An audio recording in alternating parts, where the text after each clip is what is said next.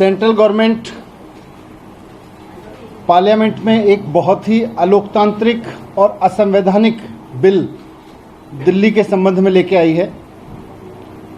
केंद्र सरकार दिल्ली सरकार को चलाने का जो GNCTD एक्ट है, ये एक्ट है government of national capital territory Delhi act, इसमें बदलाव करने के लिए एक अमेंडमेंट बिल लेके आई है। ये जो बिल है, ये जो अमेंडमेंट लेके आ रही है केंद्र सरकार, भारतीय जनता पार्टी की सरकार, ये जैसा मैंने कहा कि संविधान के खिलाफ है और साथ साथ लोकतंत्र के खिलाफ है। इस बिल में लिखा हुआ है, ये बिल है, अमेंडमेंट बिल, इसकी कॉपी है। ये एक पन्ने का बिल है कुल मिला के, और इस बिल में लिखा हुआ है कि दिल्ली सरकार, मतलब इस बिल के लागू होने के बाद दिल्ली सरकार का मतलब होगा लेफ्टिनेंट गवर्नर। दिल्ली में चुनी हुई सरकार का मतलब अब कुछ नहीं रह जाएगा। दिल्ली में सरकार का केवल एक मतलब होगा, लेफ्टिनेंट गवर्नर। ये बहुत ही खतरनाक अमेंडमेंट है, लोकतांत्रिक हिसाब से देखें और संविधान के हिसाब से देखें, दोनों तरफ से। और दूसरा इसमें लिखा हुआ है कि जो चुनी हुई सरकार है, मंत्रिमंडल है, वो जो भी फैसले लेगा उसकी फाइल अब LG के पास भेजनी पड़ेगी, हर एक फाइल। तो दो अमेंडमेंट है मेन रूप से इसमें। पहला ये कि दिल्ली सरकार का मतलब होगा लेफ्टिनेंट गवर्नर, तो इसका मतलब यह है कि चुनी हुई सरकार का कोई मतलब नहीं रह गया, चुनाव कराने का कोई मतलब नहीं रह गया, मुख्यमंत्री मंत्री का कोई मतलब नहीं रह गया, सरकार केवल LG साहब होंगे। तो ये एक बहुत ही तानाशाही भरा अमेंडमेंट है। और दूसरा, जैसा मैंने कहा कि हर एक फाइल LG के पास भेजनी पड़ेगी, ये भी अपने आप में एक बहुत तानाशाही भरा है कि फिर सरकार चुनने का मतलब क्या रह गया, फिर चुनाव क्यों करवाते हो, फिर डेमोक्रेसी का दिखावा क्यों करते हो। अगर चुनी हुई सरकार, चुने हुए मंत्रियों, चुने हुए मुख्यमंत्री के पास में कोई डिसीजन लेने की पावर ही नहीं है, और अगर सरकार का मतलब हो गया लेफ्टिनेंट गवर्नर, तो फिर ये मंत्री मुख्यमंत्री बनाते ही क्यों हो, ये विधानसभा बनाते ही क्यों हो, चुनाव कराते ही क्यों हो, ये लोकतंत्र होने का, लोकतांत्रिक होने का ढोंग क्यों करते हो। मैं इसको थोड़ा सा विस्तार से आपके सामने रखना चाहता हूं, इसकी हिस्ट्री के साथ में। इसका सारा पावर देश चलता है कॉन्स्टिट्यूशन से। कॉन्स्टिट्यूशन में दिल्ली सरकार कैसे बनेगी, दिल्ली में असेंबली कैसे बनेगी, उसमें सरकार कैसे बनेगी, वो सरकार कैसे काम करेगी, बहुत स्पष्ट रूप से लिखा हुआ है। मैं थोड़ा सा उसके रिलेवेंट पोर्शंस को आपके सामने पढ़ देता हूं। कॉन्स्टिट्यूशन में 239AA एक आर्टिकल है।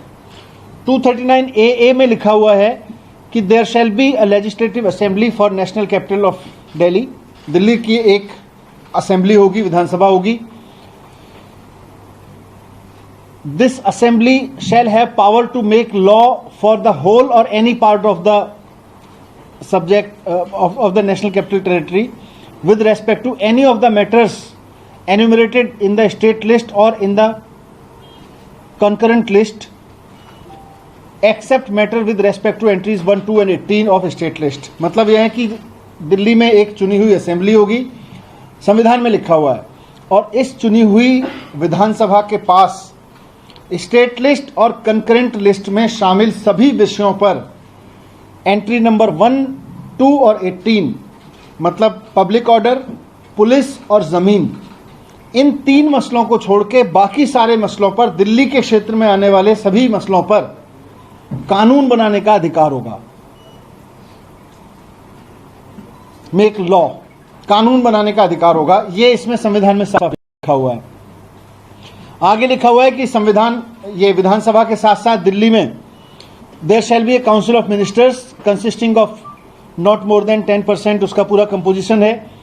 और ये there shall be council of minister of not more than 10% of the total number of members in the assembly with the chief minister at the head of aid and at the head to aid and advise the lieutenant governor.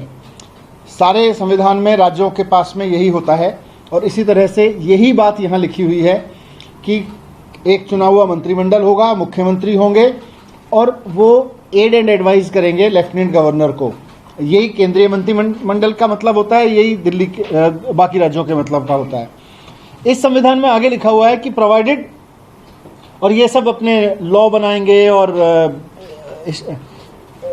बाकी सारा functioning करेंगे, इसमें ये लिखा हुआ है संविधान में, provided that in case of difference of opinion between the LG and ministers on any matter, LG shall refer this to president.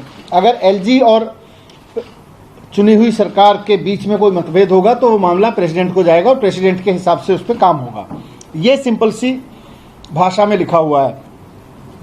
ये इसलिए कहा क्योंकि 2015 में जब आम आदमी पार्टी की सरकार ने ईमानदारी से काम करना शुरू किया और जनता के मुद्दों पे काम करना शुरू किया और भारतीय जनता पार्टी की केवल 3 सीटें रह गईं, तो भारतीय जनता पार्टी ने पिछले दरवाजे से लेफ्टिनेंट गवर्नर के जरिए इस संविधान का ये इंटरप्रिटेशन कराना शुरू किया कि एलजी सरकार है, जबकि इसमें साफ साफ लिखा हुआ है कि चुनी हुई सरकार होगी और चुनी हुई सरकार सिस्टम को चलाएगी लेफ्टिनेंट गवर्नर का एड एंड एडवाइस पे।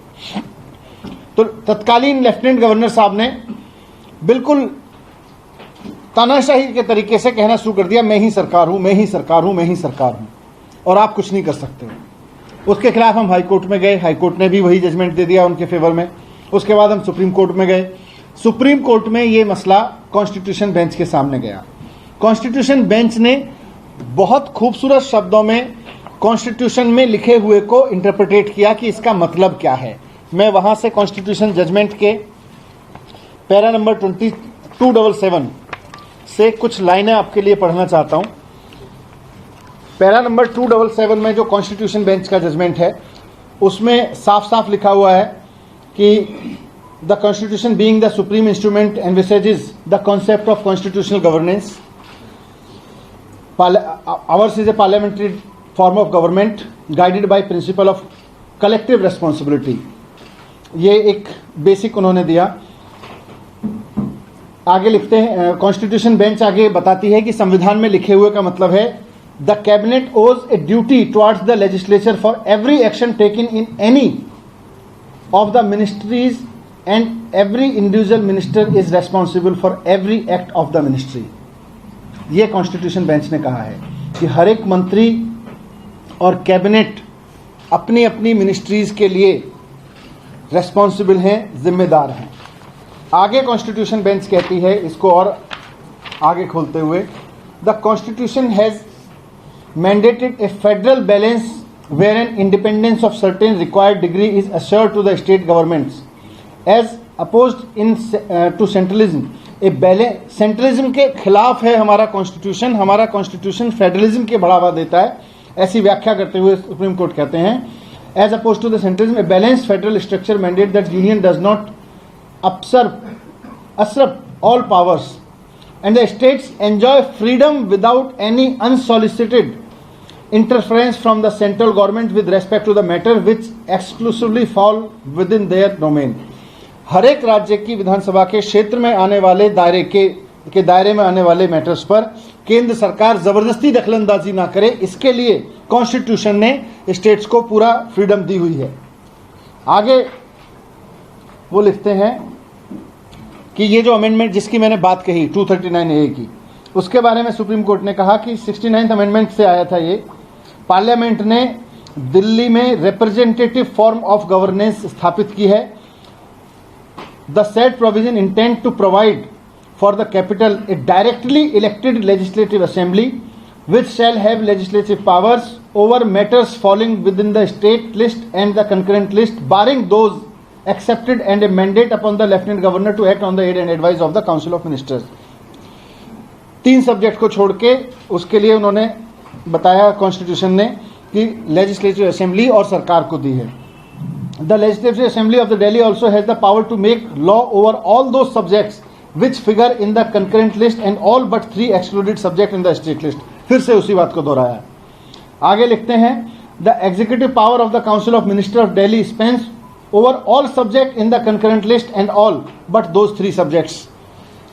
असेंबली को भी पावर है, कैबिनेट को भी पावर है, काउंसिल ऑफ मिनिस्टर्स को 3 सब्जेक्ट्स को छोड़ के कॉन्स्टिट्यूशन के ऑर्डर में, कॉन्स्टिट्यूशन के ऑर्डर में, सुप्रीम कोर्ट के ऑर्डर में साफ साफ लिखा हुआ है। Union of India has exclusive executive power with respect to NCT of Delhi relating to the 3 matters. 3 subject पे उनके पास में एक्सक्लूसिव पावर है, ये सुप्रीम कोर्ट ने साफ किया. In the state list in respect to which the power of the Delhi legislature has been excluded. In respect of other matters, the executive power is to be exercised by the government of NCT of Delhi. Delhi सरकार बाकी सारे matters पे 3 subject को छोड़ के executive power use करेगी, ये भी लिखा है. आगे लिखते हैं द एड एंड एडवाइस का meaning.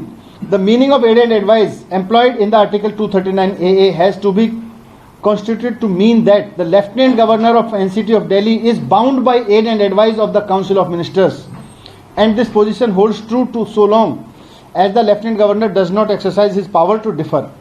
The Lieutenant Governor has not been entrusted with any independent decision making power. ये जो अमेंडमेंट ये ला रहे हैं, ये साफ साफ कह रहे हैं कि आपको हर एक डिसीजन एलजी के पास भेजना पड़ेगा, हर एक फाइल भेजनी पड़ेगी, और एलजी सरकार है. सुप्रीम कोर्ट कहते हैं कि कॉन्स्टिट्यूशन में साफ साफ लिखा हुआ है कि lieutenant governor has not been entrusted with any independent decision making power. He has to either act on the aid and advice of the council of minister or has to differ and send it to the president. फिर constitution कहता है कि अगर किसी मामले में lieutenant governor any matter, अगर lieutenant governor और मिनिस्टर के बीच में डिफरेंस ऑफ ओपिनियन है, तो एनी मैटर को भी कॉन्स्टिट्यूशन में लिखे हुए एनी मैटर को भी बहुत अच्छे से इंटरप्रेट किया है सुप्रीम कोर्ट ने 4 जुलाई 2018 के जजमेंट में.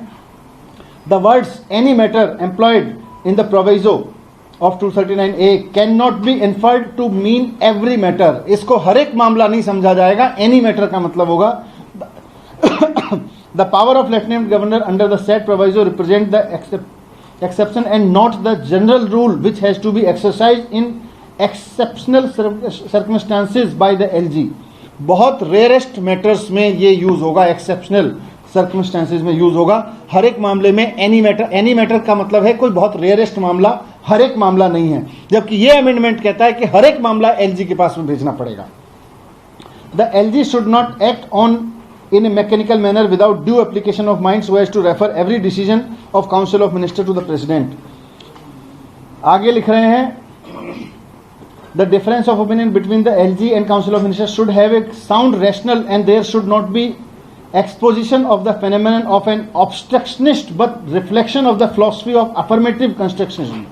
मतलब LG जो है, केंद्र सरकार जो है, वो ऑब्स्ट्रक्शनिस्ट की भूमिका नहीं निभाएगी दिल्ली सरकार के द्वारा ली गई पावर्स में, दिल्ली की असेंबली की पावर्स में.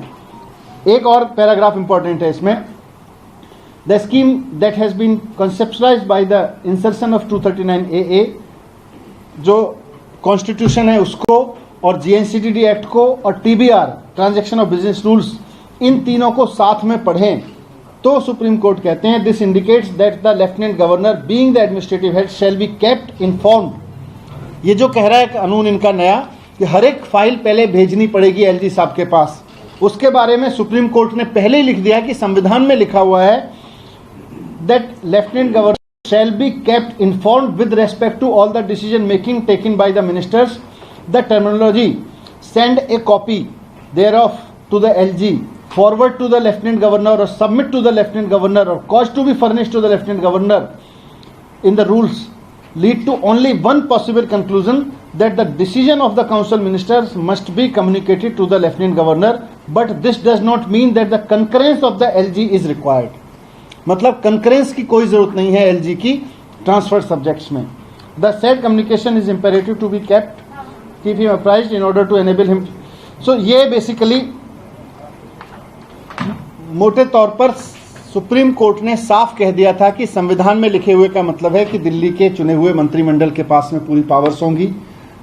3 सब्जेक्ट को छोड़ के लेफ्टिनेंट गवर्नर साहब को ये अधिकार होगा कि वो अगर किसी मामले पे अलग राय रखते हैं तो वो अपनी राय प्रेसिडेंट साहब को कह के उस पर डिफरेंस ऑफ ओपिनियन दे सकते हैं, लेकिन उनसे कंकरेंस लेने की कोई जरूरत नहीं होगी. ये साफ साफ कॉन्स्टिट्यूशन बेंच ने कॉन्स्टिट्यूशन में लिखे हुए को समझा दिया है. उसके बाद अब केंद्र सरकार ने, भारतीय जनता पार्टी ने क्या किया है कि अब ये कानून ले आए हैं और इस कानून में लिख दिया है. इस कानून के बाद ये जो सुप्रीम कोर्ट का जजमेंट है ये इसको उलट दे रहा है. यानी कि सुप्रीम कोर्ट को जजमेंट को उलटने का मतलब है कि ये कॉन्स्टिट्यूशन को उलट रहे हैं। कॉन्स्टिट्यूशन में लिखा हुआ है कि चुनी हुई सरकार के पास पावर होंगी 3 सब्जेक्ट को छोड़ के। ये कह रहे हैं कि चुनी हुई सरकार के पास में 3 सब्जेक्ट तो छोड़ दीजिए, किसी भी मामले में चुनी हुई सरकार सरकार ही नहीं होगी, लेफ्टिनेंट गवर्नर सरकार होंगे। और दूसरा कह रहे हैं कि मंत्रिमंडल को हर एक फाइल अपनी वहां पे भेजनी पड़ेगी एलजी के पास में। फिर ऐसे कैसे काम चलेगा, ऐसे कैसे सरकार चलेगी? फिर मंत्रिमंडल बनाई क्यों रहो, चुनाव करवाई क्यों रहो? तो ये जो भारतीय जनता पार्टी का अप्रोच है, केंद्र में बैठ के जनता के निर्णय के खिलाफ इस तरह की हरकतें करना, साम दाम दंड भेद किसी भी तरह से, पहले तो चुनाव जीतने की कोशिश करना, जब जनता चुनाव में हरा दे तो उसके बाद चुने हुए एमएलएज को खरीद के सरकार बनाने की कोशिश करना, सरकार चलाने की कोशिश करना। और जहां एमएलएज ना बिक पाए, दिल्ली जैसी जगह पे जब वो इसमें भी फेल हो गए कि एमएलएज खरीद पाते, तो उसके बाद में उन्होंने कॉन्स्टिट्यूशन के अगेंस्ट जाके, सुप्रीम कोर्ट के जजमेंट के अगेंस्ट जाके ये कानून अमेंडमेंट पास लेके आए हैं। और इसमें कुल मिला के चुनी हुई सरकार की जगह भारतीय जनता पार्टी पिछले दरवाजे से अपनी सरकार बनाने की कोशिश कर रही है। ये सवाल सिर्फ आम आदमी पार्टी और भारतीय जनता पार्टी का नहीं है, ये इस देश के संविधान के ऊपर बहुत खतरा है कि केंद्र में बैठी हुई सरकार क्या कोई भी कानून पास करके जनता द्वारा चुनी गई सरकार को साइड करके गवर्नर और लेफ्टिनेंट गवर्नर के जरिए सरकार चलाने का नया तरीका खोज के लाई है, वो भी तब जबकि उसके खरीदने पे उसको एमएलएज नहीं मिल रहे या जनता ने उसको जीरो पे कर दिया। तो ये बहुत गलत चीज़ कर रहे हैं। मैं आपके सामने रखना चाह रहा था, अनकॉन्स्टिट्यूशनल इलीगल चीज़ कर रहे हैं। अभी देखेंगे सारा लीगल एक्सपर्ट से बात करके जो भी ऑप्शंस हैं वो तलाशेंगे कि इसको कैसे करना है। Sir, Umar Abdullah is saying that when the same thing happened in Jammu and Kashmir, the Delhi government supported this entire move of taking the elected representative, the power of elected representative. Now it's happening same, but we condemn it. But what do you say? Bharatiya Janata party Delhi में बुरी तरह से चुनाव हार गई। इस बार 0 seat दी है उसको, और 0 सीट वाली पार्टी अब क्योंकि केंद्र में बैठी है तो पिछले दरवाजे से दिल्ली में सरकार चलाना चाह रही है। Subscribe now and press the bell icon. Never miss an update.